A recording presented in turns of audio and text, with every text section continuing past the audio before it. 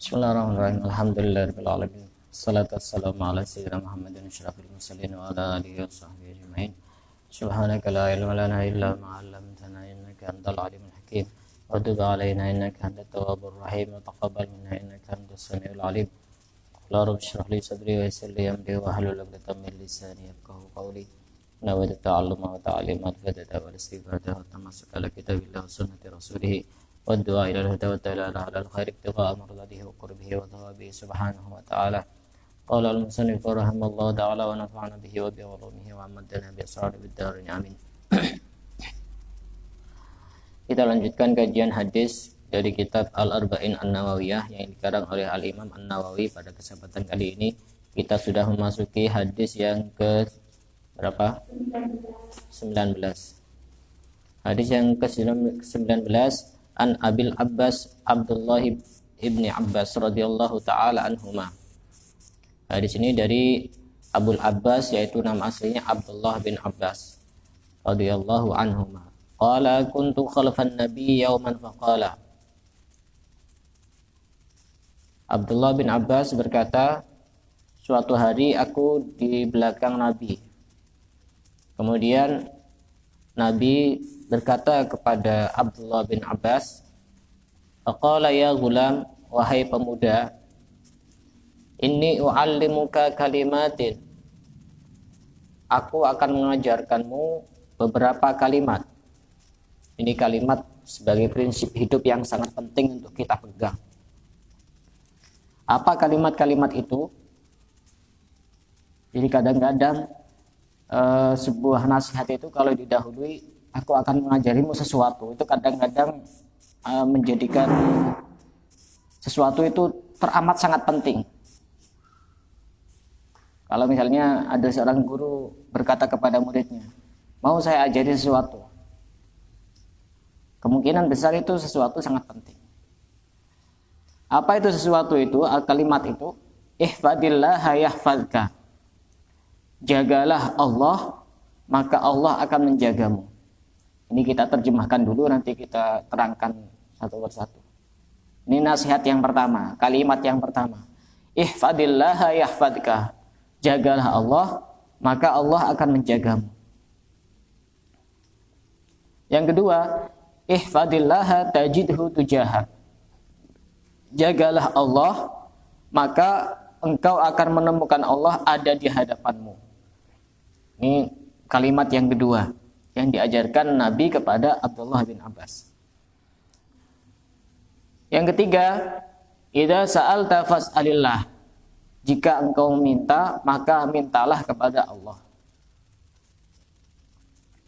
Jika engkau minta, maka mintalah kepada Allah.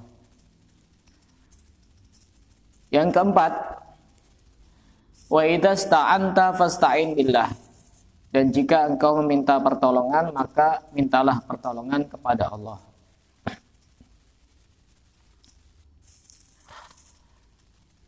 Kemudian yang berikutnya, yang kelima, wa'lam annal ummata law ijtama'at ala ayyan fa'uka bi syai'in lam yanfa'uka illa bi syai'in qad kataballahu laka. Dan ketahuilah, seandainya umat, artinya semua orang berkumpul, seandainya semua orang berkumpul untuk memberikan manfaat kepadamu, maka mereka tidak akan bisa memberikan manfaat kepadamu kecuali yang sudah ditentukan oleh Allah kepadamu.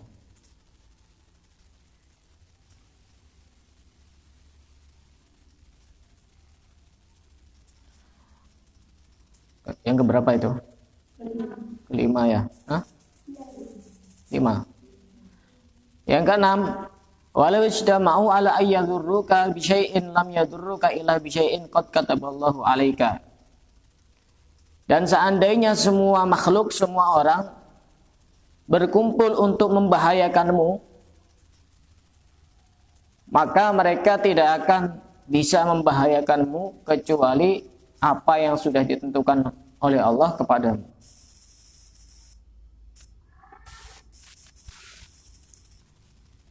Rufiatil aqlamu wa juffatis suhuf. Pena-pena sudah diangkat Pena itu artinya pena yang dibuat menulis di dalam Lauhil Mahfuz sudah diangkat. Wa juffatis suhuf, dan lembaran-lembaran sudah kering. Rawahu Tirmidzi wa qala hadisun hasanun sahih. Ini hadis diriwayatkan oleh Imam Tirmidzi dan hadis ini statusnya hadis hasan sahih. Di dalam riwayat yang lain selain riwayatnya Imam At-Tirmidzi berbunyi seperti ini. Ini mirip-mirip tapi artinya hampir sama. Di dalam riwayat yang lain, ini masih hadis yang ke-19. Ihfadillaha tajidhu amamak. Yang tadi itu kan ihfadillaha tajidhu tujahak. Kalau ini redaksi yang lain, lafadznya berbeda. Ihfadillaha tajidhu amamak. Jagalah Allah, maka engkau akan menemukan Allah ada di hadapanmu. Kemudian ada tambahan ini juga. Ta'arraf ilallahi firraha ya'rifka fisyiddah. Perkenalkanlah dirimu kepada Allah di saat senang. Ya'rifka fisyiddah, maka Allah akan memperkenalkanmu di waktu sulit.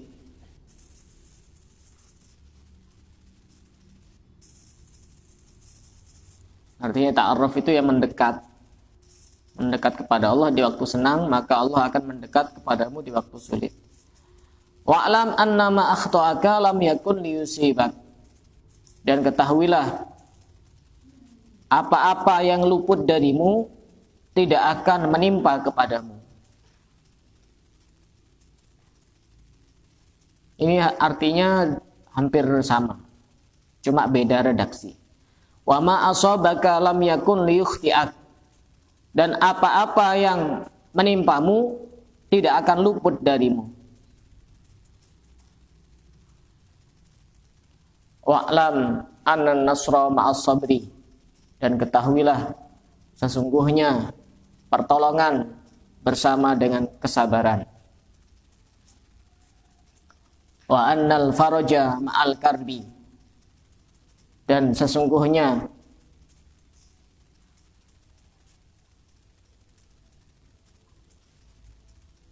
faraj itu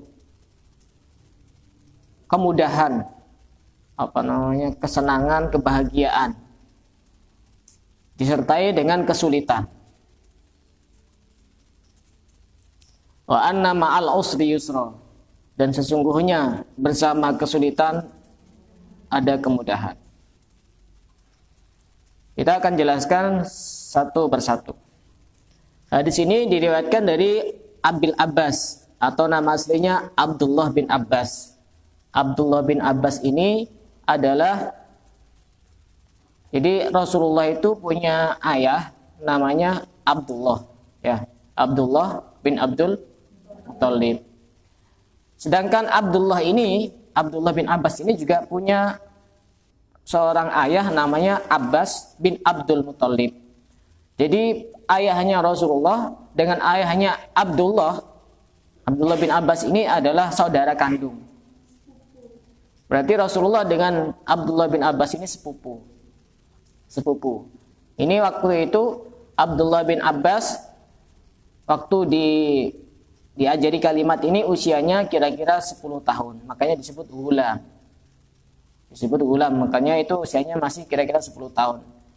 Sedangkan Rasulullah salah satu istrinya adalah Sayyidah Maimunah. Sayyidah Maimunah ini salah satu bibinya Abdullah bin Abbas. Dan pada saat Rasulullah itu wafat, umurnya Abdullah bin Abbas ini ya 10 tahun. Umurnya 10 tahun. Dan termasuk salah seorang sahabat yang walaupun usianya masih sangat kecil, tapi menjadi sahabat yang terpandang dan sahabat yang mulia.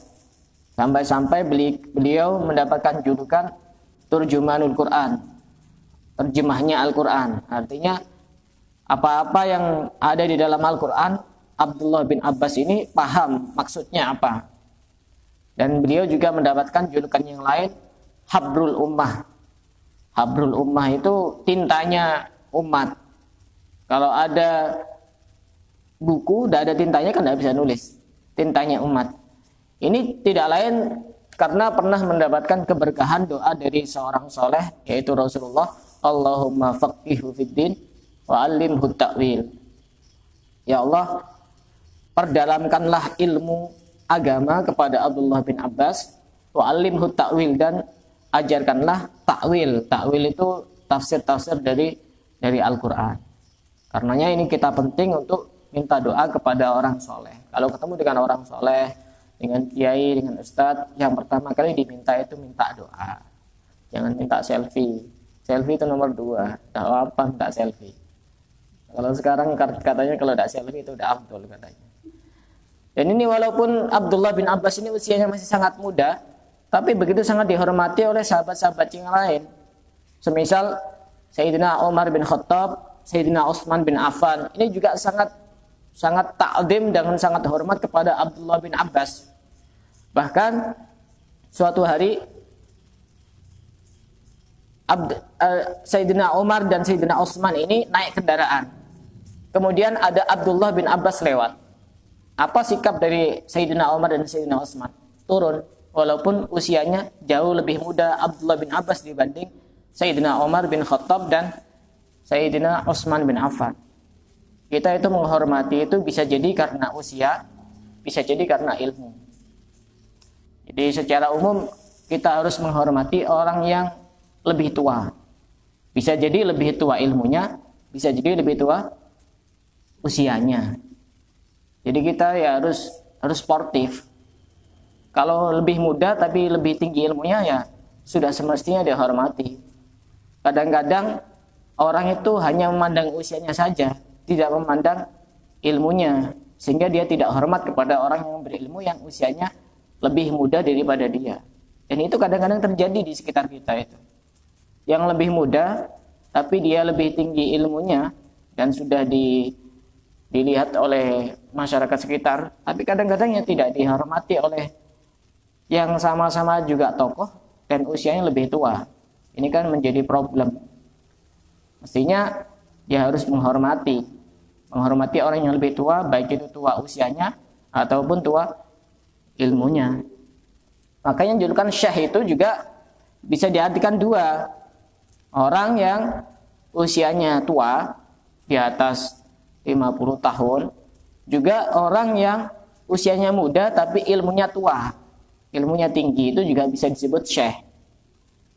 Bisa disebut syekh. Banyak orang-orang dulu, ulama-ulama dulu yang masih muda sudah disebut syekh. Bukan berarti dia sudah tua, tapi ilmunya yang tua. Kita lanjutkan materi dari satu persatu kita bahas. Tadi disebutkan bahwasanya suatu ketika Abdullah bin Abbas ini berada di belakang Rasulullah. Ini naik keledai di belakang Rasulullah. Kemudian Rasulullah berkata, "Wahai Abdullah bin Abbas, aku akan mengajarimu beberapa kalimat." Ini kalimat yang sangat penting. Yang pertama, ihfadillaha yahfadka. Jagalah Allah, maka Allah akan menjagamu. Akan timbul pertanyaan, bagaimana kita menjaga Allah? Allah kok dijaga? Para ulama mengartikan hadis ini, yang dimaksud dengan menjaga Allah, kita menjaga apa-apa yang sudah diperintahkan oleh Allah kepada kita. Contohnya, menjaga sholat. Ketika kita menjaga sholat, maka Allah akan menjaga kita. Sebagaimana di dalam Al-Quran, kita juga diperintahkan oleh Allah untuk menjaga sholat. Hafidhu ala sholawati wassolatil wusta wa qumu lillahi qanitin. Kita menjaga apa-apa yang diperintahkan oleh Allah dan menahan diri untuk tidak melakukan apa-apa yang dilarang oleh Allah. Itu artinya menjaga Allah itu seperti itu artinya. Jagalah Allah, maka Allah akan menjagamu. Cara kita menjaga Allah yaitu dengan kita melakukan perintah-perintah Allah dan semaksimal mungkin menjauhi larangan-larangannya. Kalau kita sudah dijaga oleh Allah, siapapun tidak akan mampu untuk menyakiti dan membahayakan kepada kita. Seperti di dalam Al-Quran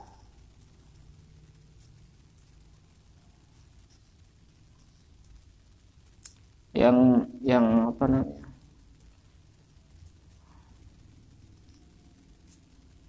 Yang artinya tolonglah Allah itu apa itu Al-Qur'an itu? Lupa saya. Hah?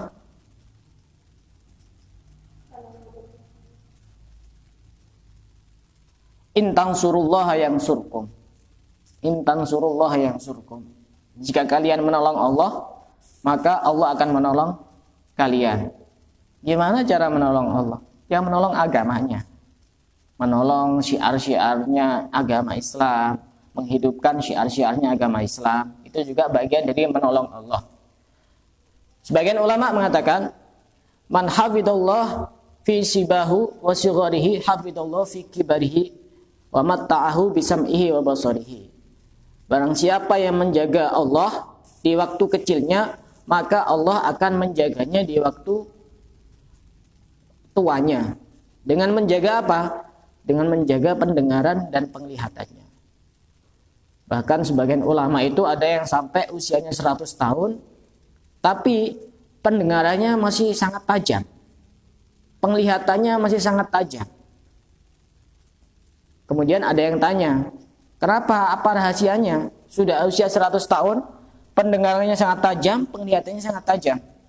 Beliau menjawab, hadhihi jawarihun hafidnaha fil ma'asi minal ma'asi fis sighar.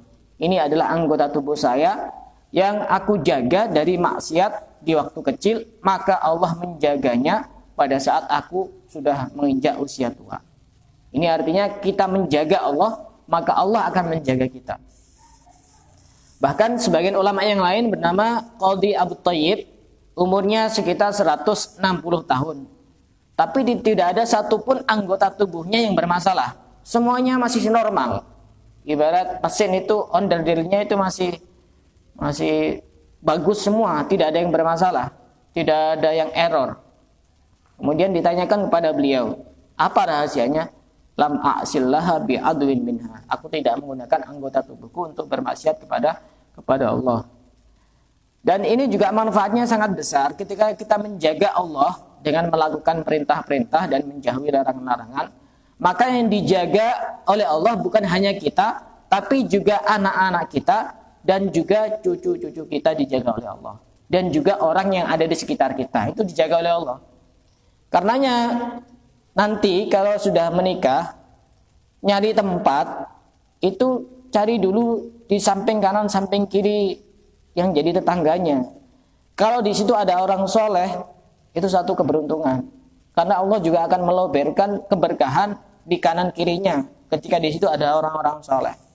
Cari, kalau misalkan mau ngontrak misalnya, cari jangan cuma yang sekedar murah harganya, tapi dekat dengan rumahnya ustadz, apa dekat dengan rumahnya kiai, atau dekat dengan masjid misalnya, atau dekat dengan musola, itu akan jauh lebih bagus. Karena ketika Allah menurunkan keberkahan dengan orang soleh, maka Allah juga akan menurunkan keberkahan di sekitar orang-orang soleh tersebut. Sebagaimana ketika kita memakamkan orang yang sudah meninggal dunia, itu sebaiknya dimakamkan yang di area sekitar orang-orang soleh tersebut. 40 ke kanan, 40 ke kiri, 40 ke depan, 40 ke belakang. Sehingga walaupun kita banyak dosanya, insya Allah juga mendapatkan keberkahan dari orang-orang soleh tersebut. Jadi kita itu ketika menjaga Allah, yang dijaga oleh Allah bukan hanya kita, tapi juga anak-anak kita, juga cucu-cucu kita, dan juga orang-orang yang ada di sekitar kita. Sebagian ulama pernah ada orang yang melihat ada penggembala sholat, penggembala kambing sholat, sedangkan di kanan kirinya itu ada kambing dan serigala. Serigalanya ini menjaga kambing. Akhirnya yang lihat ini merasa heran, kok ada pemandangan yang tidak biasa, ada serigala menjaga kambing kok tidak dimakan. Kemudian setelah selesai dari sholatnya ditanya, ini apa rahasianya? Beliau menjawab, lamastalaha rabbul ghanam ma'a rabbi izzib. Sejak kapan serigala ini bisa menjaga kambing? Dijawab adalah pada saat orang yang mempunyai kambing ini berdamai dengan orang yang berdamai dengan yang menciptakan serigala. Artinya dia taat kepada Allah. Maka hewan peliharaannya pun juga dijaga oleh Allah. Jadi menjaga ini sangat umum. Bisa menjaga dirinya, bisa menjaga keluarganya, bisa menjaga apapun yang dimilikinya. Dalam satu cerita yang lain, ada seorang wali perempuan yang terkenal namanya Rabi'ah Al-Adawiyah. Pernah ada maling masuk ke rumahnya. Sedangkan Rabi'ah ini tidur, malam hari tidur. Hanya ngambil baju, ngambil segala sesuatu yang ada di dalam rumahnya Rabi'ah Al-Adawiyah. Kemudian mau kabur, tidak nemu pintu. Kemudian cari pintu yang lain, ada pintunya. Setelah mau keluar, tidak ada pintunya. Dan seperti itu, ke kanan ke kiri semuanya seperti itu. Akhirnya diletakkan itu, baju dan lain sebagainya diletakkan. Akhirnya terdengar suara, in kanal muhibbuna iman fa innal mahbub yaqdha. Jika seorang pecinta itu tidur, maka yang dicintai tidak pernah tidur. Sehingga kemudian orang ini tidak jadi mencuri, bajunya diletakkan, kemudian keluar dan dia bertobat kepada Allah. Dijaga oleh Allah. Tidur pun dijaga oleh Allah. Maling tidak bisa untuk mencuri barang-barangnya Rabi'ah Al-Adawiyah. Itu artinya jagalah Allah, maka Allah akan menjagamu. Menjagamu di sini artinya sangat luas. Itu nasihat yang pertama, kalimat yang pertama. Ya, kalimat yang kedua, ihfadillaha tajidhu tujahak. Jagalah Allah, maka engkau akan menemukan Allah ada di hadapanmu. Ini perlu diperhatikan bahwa di hadapanmu ini bukan berarti Allah ada di depan kita. Karena Allah tidak butuh kepada tempat. Allah tidak punya arah. Artinya seperti ini, kalau kita menjaga Allah, maka Allah akan selalu ada di samping kita, di depan kita. Sebagaimana ketika orang itu musafir, maka dia butuh penunjuk arah yang ada di depannya, yang bisa menunjukkan dia jalan yang benar, jalan yang tepat. Itu kalau kita menjaga Allah, Allah selalu ada di depan kita, itu artinya sangat dekat dengan kita. Di depan kita itu artinya sangat dekat dengan kita. Bukan berarti Allah butuh tempat di depan kita, karena itu mustahil bagi Allah. Termasuk sifat yang mustahil. Dalam sebagian perkataan ulama, idza khafal 'abdu minallah akhafallahu minhu kulla syai'. Jika seorang hamba takut kepada Allah, maka Allah akan menakutkan segala sesuatu darinya. Artinya kalau kita itu takut kepada Allah, siapapun dan apapun akan takut kepada kita. Bahkan dulu ada seorang ulama yang cari kayu, kemudian kayunya itu yang bawa adalah harimau. Yang bawakan itu harimau. Itu juga salah satu rahasianya, ternyata di samping dia itu takut kepada Allah, dia ternyata punya istri yang cukup menjengkelkan. Sehingga dia termasuk punya karomah, setiap pulang bawa kayu bakar itu dibawakan oleh harimau. Satu hari tiba-tiba dia bawa pulang kayunya sendiri, tidak dibawa oleh harimau. Ternyata terdengar kabar istrinya meninggal dunia. Itu berarti istri membawa berkah itu. Istri membawa berkah. Kalau istrinya masih ada, dibawakan sama harimau. Istrinya meninggal, dibawa sendiri. Jadi segala sesuatu itu punya hikmah. Tidak ada yang tidak ada hikmahnya. Kalau kita takut kepada Allah, maka Allah akan menakutkan segala sesuatu kepada kita. Sebaliknya, wa idza lam yakhafil 'abdu minallah, jika seorang hamba tidak takut kepada Allah, maka Allah akan menakutkan dia dari segala sesuatu. Orang yang gampang takut itu karena dia tidak takut kepada Allah. Tapi kalau orang yang takut kepada Allah, dia tidak takut kepada siapapun, dan siapapun akan takut kepada dirinya. Itu nasihat yang kedua. Kalimat yang kedua. Yang ketiga, idza sa'alta fas'alillah. Jika engkau meminta, mintalah kepada Allah. Jangan minta kepada yang lain. Minta kepada dukun, minta kepada patung, minta kepada pohon, minta di gunung-gunung. Kita minta kepada Allah. Wa idza sta'anta fasta'in billah. minta itu beda antara minta Allah dengan minta kepada makhluk. Kalau kita minta kepada makhluk terlalu sering, yang dimintai itu akan bosan. Tapi ketika kita minta kepada Allah, justru semakin kita tidak minta, maka Allah akan semakin tidak suka kepada kita. Berarti artinya kita harus sering minta kepada Allah. Kita mestinya harus meminta kepada yang pintunya tidak pernah tertutup.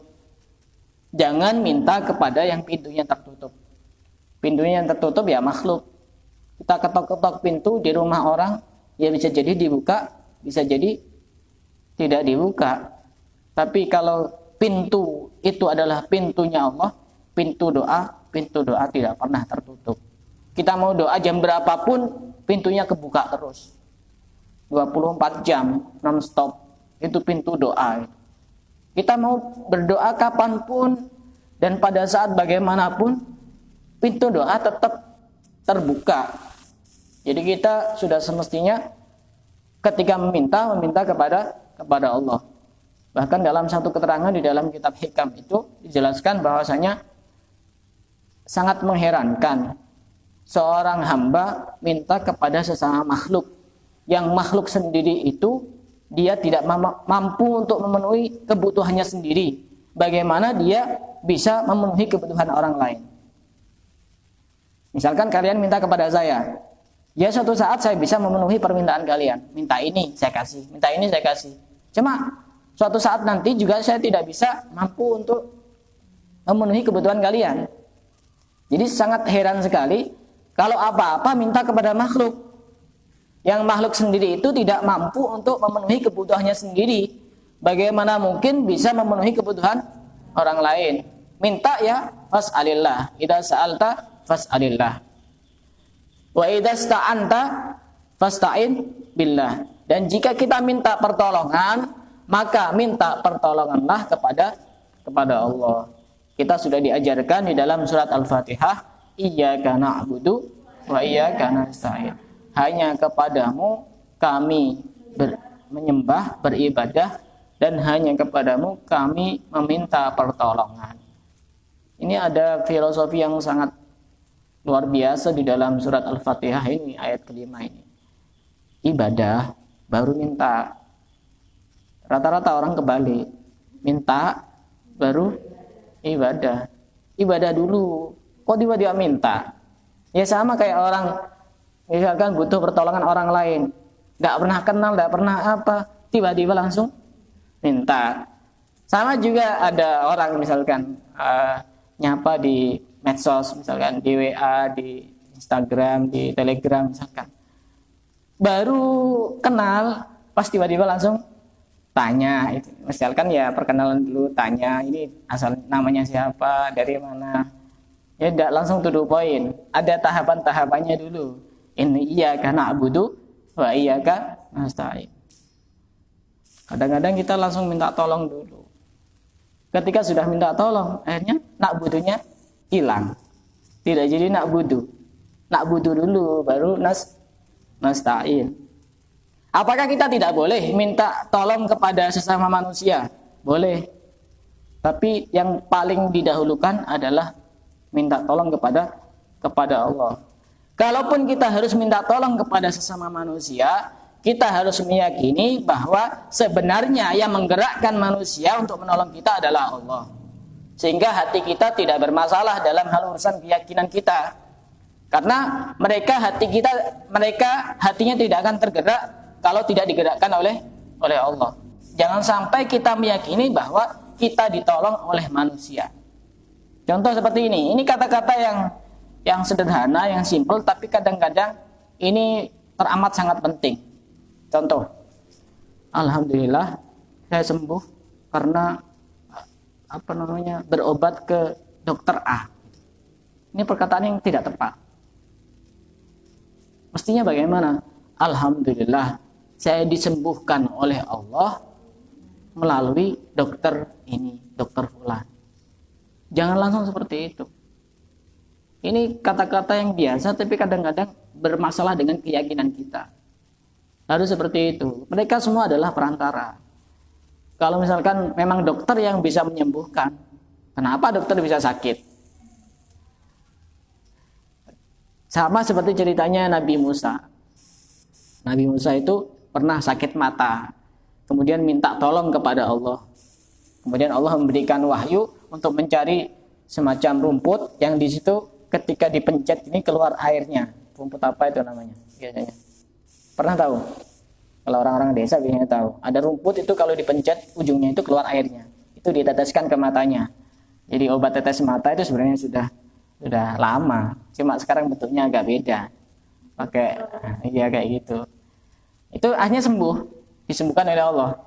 Akhirnya jarak beberapa waktu Nabi Musa ini sakit mata lagi.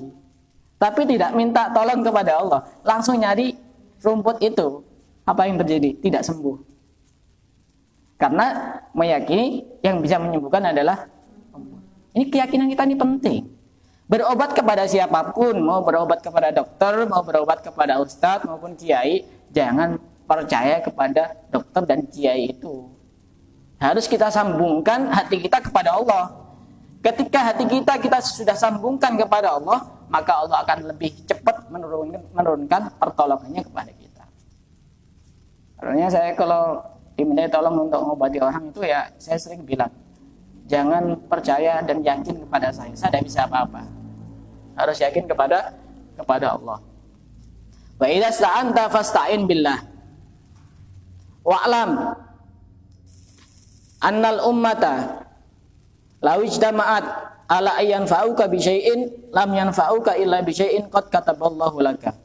Dan ketahuilah seandainya semua orang berusaha untuk memberikan manfaat kepada kita, maka mereka tidak akan bisa memberikan manfaat kecuali yang sudah ditentukan oleh Allah kepada kita.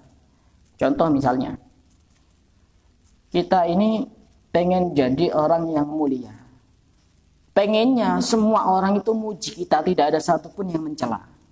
Pengennya seperti itu. Tapi itu tidak akan mungkin terjadi kalau Allah tidak menghendaki.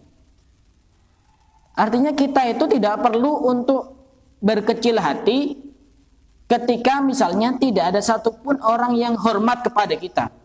Karena kemuliaan ada di sisi Allah, bukan ada kepada manusia. Tidak usah pusing. Misalnya kita tidak disukai sama seseorang, cuma satu, cuma dua. Kalau Allah sudah mentakdirkan kita mulia, ya walaupun seluruh dunia mencela kita, kita tetap mulia. Tidak akan bisa menjadi kita terhina. Annal izzata lillahi jami'a. Sesungguhnya kemuliaan itu ada pada Allah. Sebaliknya tadi itu, wa in ijtama'u ala ayyadurruka bi syai'in lam yadurruka illa bi syai'in qad kataballahu 'alaika. Jika semua orang berkumpul untuk membahayakanmu, maka tidak akan mungkin mereka bisa membahayakanmu kecuali dengan sesuatu yang sudah ditentukan oleh Allah kepadamu. Artinya kita tidak perlu takut. Kalau sudah Allah mentakdirkan kita tidak bahaya dari orang lain, tidak akan mungkin bisa. Misalkan kita sedang berada dalam ancaman dari beberapa orang. Yang perlu untuk kita lakukan, hati kita pasrah, tawakal kepada Allah. Kita harus meyakini walaupun mau diserang siapapun, berapapun orangnya, kalau Allah tidak menghendaki tidak bisa. Sebaliknya tadi itu, walaupun sebanyak apapun orang memuji, kalau Allah tidak menghendaki kita mulia, maka kita tidak mulia. Jangan melihat penampilan luarnya saja. Kita suka dipuji, tapi mulia belum tentu bisa. Karena mulia itu milik Allah. Jangan suka berharap pujian dari orang lain. Karena pujian dari orang lain belum tentu menjadikan kita mulia. Kadang-kadang juga orang itu memuji orang lain juga kadang itu dia gengsi. Memuji orang lain tidak merendahkan orang yang memuji, tapi justru memuliakan orang itu. Kadang-kadang kan orang itu kan punya anggapan, kalau saya memuji orang lain berarti saya ini lebih rendah daripada yang dipuji. Ya tidak. Justru dia menjadi orang yang mulia karena suka muji kepada orang lain. Asal pujian dengan pujian yang baik dan tepat kepada orang yang tepat. Nah itu kita tidak perlu takut Mau semua orang akan membunuh kita misalnya, akan mencelakakan kita misalnya. Kalau Allah tidak berkehendak, tidak bisa. Semua orang muji kita misalnya, kalau Allah tidak berkehendak kita mulia, tidak bisa. Tidak akan bisa. Atau misalkan contoh yang lain, urusan rezeki misalnya. Kita ingin mendapatkan uang 1 miliar misalnya. 1 miliar. Kemudian semua orang di dunia ini mengumpulkan urunan satu persatu, mungkin 100 ribuan gitu. Kalau Allah tidak menghendaki, tidak mungkin bisa. Tidak mungkin bisa. Kita harus pasrahkan total hati kita kepada Allah. Makanya saya itu kalau urusan rezeki itu agak santai. Misalkan mendapatkan undian. Oh, kalau sudah rezeki saya juga tidak bakal lari itu. Kadang-kadang kan penipuan seperti itu. Kita pasrahkan total kepada Allah. Kadang-kadang ada pemberitahuan SMS atau apa. Selamat Anda mendapatkan hadiah sebesar 250 juta misalkan. Kalau sudah rezeki saya pasti datang itu. Mau saya lari kemanapun dicari itu. Rezeki itu tidak bakal salah alamat. Tidak bakal salah alamat. Jodoh juga sama. Tidak bakal salah alamat. Rufi'atil aqlam wa juffatis suhuf. Semua sudah ditentukan oleh Allah. Ini hadis yang diriwayatkan oleh Imam At-Tirmidzi. Kemudian dari riwayat yang lain disebutkan ihfadillaha tajidhu amamak. Ini hanya beda redaksi saja, tapi artinya sama. Jagalah Allah, maka engkau akan menemukan Allah ada di depanmu. Yang tadi itu tajidhu tujahak, artinya sama. Ta'arraf ilallahi firraha ya'rifka fi syiddah. Mendekatlah kepada Allah pada saat senang, maka Allah akan mendekat kepadamu pada saat susah. Kita itu kan kalau lagi susah baru ibadahnya lebih khusyuk. Kalau pas lagi senang lupa biasanya. Kita itu mendekat kepada Allah kalau ada maunya saja. Kalau pas lagi susah nangis-nangis, doa kepada Allah, ya Allah, salahku apa? Dosa saya apa? Banyak dosamu itu. Sudah ada kayak itu. Kalau kita itu suka mendekat kepada Allah pada saat kita itu lagi senang itu lagi sehat, lagi banyak uang, lagi banyak rezeki, lagi dalam kondisi bahagia, maka pada saat susah pun kita merasa bahagia karena Allah dekat dengan kita. Walaupun misalnya pada saat susah kita tidak punya uang, karena Allah itu ada di dekat kita, maka kita pun tidak merasa kita tersiksa dengan kefakiran, tersiksa dengan problem, karena kita sudah terbiasa mendekat dengan Allah. Orang yang gampang down, orang yang gampang frustasi ketika terkena masalah, karena pada saat senang dia tidak mau mendekat kepada Allah. Sehingga pada saat susah pun Allah tidak mendekat kepada dia. Sehingga dia semakin susah, bisa jadi gila itu nanti. Bisa jadi bunuh diri juga. Dikira dunia ini hanya selebar daun kelor. Dikit-dikit bunuh diri. Contoh satu kejadian, ada 3 orang. Ini terkait dengan mendekat kepada Allah pada saat senang, maka Allah akan mendekat kepada kita. Artinya mendekat itu memberikan pertolongannya kepada kita pada saat susah. Dulu ada 3 orang yang terperangkap di dalam gua. Pada saat dia masuk ke dalam gua, tiba-tiba pintu gua itu tertutup oleh batu besar, sehingga tidak bisa keluar karena tidak bisa didorong. Akhirnya 3 orang ini bermusyawarah, berembuk, kita akan minta kepada Allah, minta tolong kepada Allah dengan amal-amal soleh kita. Kamu punya amal soleh apa? 3 orang ini menyebutkan satu persatu. Yang pertama, aku punya amal soleh berbakti kepada kedua orang tuaku. Pernah aku memberikan air susu kepada kedua orang tuaku, pada saat itu dia masih tidur, sehingga aku tunggu sampai bangun. Baru kemudian aku berikan kepada orang tuaku, padahal aku itu kelaparan, kehausan. Ya Allah, dengan kemuliaan amal solehku itu, maka bukakanlah pintu gua ini, sehingga batu itu tergeser sedikit, tapi masih belum bisa keluar. Yang kedua, ada seorang laki-laki yang pernah mau berzina dengan anak pamannya karena sangat cantik. Tapi tidak jadi karena dia takut kepada Allah. Hanya bertawasul dengan amalnya itu, ya Allah, jika memang amal saya dulu itu semata-mata karena Engkau, maka bukakanlah pintu goa ini. Hanya terbuka sedikit lagi, tapi masih belum bisa keluar. Yang ketiga, pernah ada seorang mandor, seorang bos yang memperkerjakan karyawan-karyawannya. Kemudian ada satu yang pada waktu gajian dia tidak hadir, sehingga jatah dari satu karyawan ini disimpan oleh bosnya ini untuk dikembangkan. Jadi beberapa kambing karena dikembangkan. Setelah datang, ini minta jatahnya yang dulu itu karena belum datang itu karyawannya. Apa kata bosnya ini? Itu semua milik kamu itu. Yang kamu lihat itu semua milik kamu itu. Karyawannya ini bilang, jangan menghina saya. Gaji saya kan tidak sebanyak itu. Ya itu semua milik kamu itu.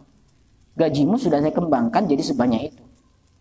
Kemudian dia bertawasul kepada Allah, ya Allah, jika memang apa yang aku kerjakan itu semata-mata untuk memperoleh ridhomu, maka bukanlah pintu batu ini. Maka kemudian batu itu terbuka, langsung semuanya bisa keluar. Ini karena apa? Karena mendekat kepada Allah pada saat senang. Maka Allah pun akan menolong pada saat susah.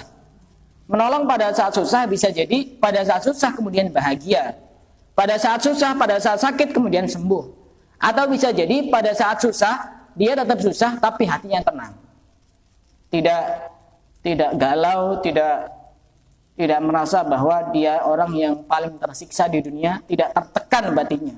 Karena dia terbiasa untuk mendekat kepada Allah pada saat susah. Sama seperti yang dialami oleh Nabiullah Yunus.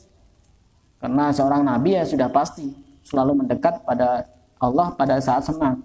Pada saat susah, masuk dalam perutnya ikan. Apa yang diucapkan oleh Nabiullah Yunus?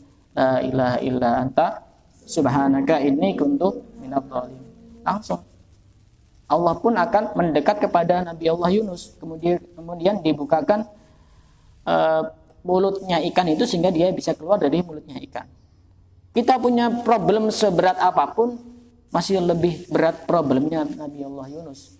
Berada di satu tempat yang sangat gelap, yang sangat kecil. Problem kita tidak sehebat itu. Jadi kita tidak perlu gampang putus asa, gampang galau. Wa'lam annan nasra ma'as sabri. Ini ya, loncat ya. Wa'lam annama akhtu'aka lam yakun liyusibak. Dan ketahuilah apa-apa yang luput darimu tidak akan menimpa kepadamu. Yang luput darimu tidak akan menimpa kepadamu. Dan apa-apa yang menimpamu tidak akan luput darimu. Kalau Allah sudah berkehendak kita dapat uang 1 juta, ya dapat uang 1 juta. Tidak perlu untuk kesana kemari. Wa'lam annan nasra ma'as sabri. Dan ketahuilah bahwasanya pertolongan disertai bersama dengan kesabaran. Ma'a, kalau dalam bahasa Arab itu bersama. Pertolongan itu bersama dengan kesabaran, bukan setelah kesabaran. Kalau orang sabar ketika menghadapi permasalahan, maka pertolongan itu bersama dengan kesabaran. Bukan pertolongan setelah kesabaran. Berarti semakin dia sabar, semakin pertolongan itu semakin dekat. Semakin dekat, semakin dekat. Kunci menghadapi permasalahan itu adalah sabar. Wasta'inu bis-sabri shalah. Sabar.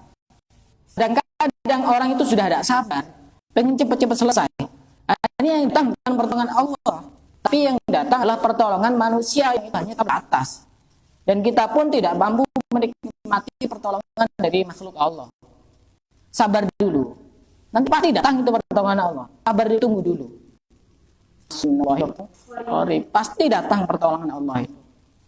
Dan bahkan kalau kita diuji oleh Allah, itu tanda bahwa Allah itu mencintai hambanya. Kalau orang tidak pernah diuji oleh Allah, berarti Allah tidak cinta kepada dia. Pernah ada cerita cukup lucu. ada seorang ulama bernama Imam Asyibli. Imam Asyibli ini didatangi oleh muhibbinnya, pecintanya. Datang kepada Imam Asyibli. Siapa kalian? Qalu ahibbuka, ahbabuka. Kami pecinta-pecintamu. Kemudian Imam Asyibli ini ngetes, ambil batu, kemudian dilemparkan ke mereka. Lari semuanya. Imam Asyibli berkata, lau kuntum ahbabi la sabartum ala balai. Jika kalian pecinta-pecintaku, maka pasti kalian akan sabar terhadap ujianku. Berarti dia bukan pecinta. Pecinta ya tetap diam di situ. Kalau kita ngerasa bahwa cobaan adalah bagian dari siksaan oleh Allah, itu keyakinan yang tidak benar. Justru semakin Allah menguji hambanya, semakin Allah ingin cinta kepada hamba itu. Jangan kemudian kita meyakini saya termasuk orang yang diuji oleh Allah dengan ujian yang cukup berat. Menderita, orang yang paling menderita sedunia. Tidak ada orang yang lebih menderita dibanding saya. Itu bisikan setan kalau seperti itu. Bahkan orang itu kalau diuji tidak suka. Karena ada orang ulama ini jangan ditiru tadi. Namanya Ammar bin Yasir. Punya istri yang tidak pernah sakit. Jadi kan tidak diuji sama Allah. Tidak suka itu Ammar bin Yasir ini dicerai itu istrinya. Karena tidak pernah sakit, tidak pernah diuji oleh Allah. Ini yang penting, ini adanya. Man dhanna anna syiddatal bala hawanun bil abdi faqad dhahabahu. Bagi apa yang mengira bahwasanya beratnya cobaan adalah siksaan bagi seorang hamba, maka telah hilang akalnya, wa amya qalbuhu dan telah buta mata hatinya, faqad tuliya minal akabir ma la yuhsa. Karena banyak ulama-ulama besar, wali-wali besar yang juga mendapatkan banyak ujian dari Allah. Jangan kita mengira Allah menguji, kemudian kita mengira bahwa ini adalah ujian terberat dan siksaan kepada kita. Jangan. Akal kita sedang bermasalah, hati kita sedang buta, mata hati kita buta. Karena orang itu kalau sudah diuji sama Allah, maka Allah akan memberikan pahala ketika dia bersabar. Karena seorang ulama bernama Abul Hasan Asy'ari, dia berkata, orang yang mendapat ujian atau masalah atau problem, kemudian dia bersabar, dia mendapatkan 2 pahala. Pertama, pahala dari ujian itu, musibah itu, problem itu. Kedua, sabar dari pahala dari sabarnya. Tapi kalau ada orang mendapatkan ujian, dia tidak sabar, maka dia tetap mendapatkan pahala. Dari apa? Dari ujiannya itu. Walaupun dia tidak mendapatkan pahala dari kesabarannya. Jadi Allah itu sangat adilnya. Walaupun kita tidak sabar pun, Allah itu tetap memberikan pahala. Murni dari ujian itu, dari problem itu. Apalagi ditambah dengan sabar. Wa innal faraja ma'al karbi wa inna ma'al usri yusra. Dan sesungguhnya bersama kesulitan ada kemudahan. Kemudahan itu bersama kesulitan, bukan setelah kesulitan. Bersama kesulitan. Kemudahan itu bersama kesulitan, bukan setelah kesulitan. Jadi pada saat kita merasakan kesulitan, di situ ada kemudahan. Bahkan di dalam ayat Al-Quran disebutkan diulang-ulang 2 kali. Fa inna ma'al usri yusra. Inna ma'al usri yusra. Itu menggambarkan setiap satu kesulitan ada 2 kemudahan. Berarti lebih banyak mana? Lebih banyak kemudahannya. Itu beberapa nasihat terpenting dari Rasulullah yang disampaikan kepada Abdullah bin Abbas yang perlu untuk kita pegang sebagai prinsip hidup dalam kehidupan kita sehari-hari. Dari sini ada yang mau bertanya, silakan.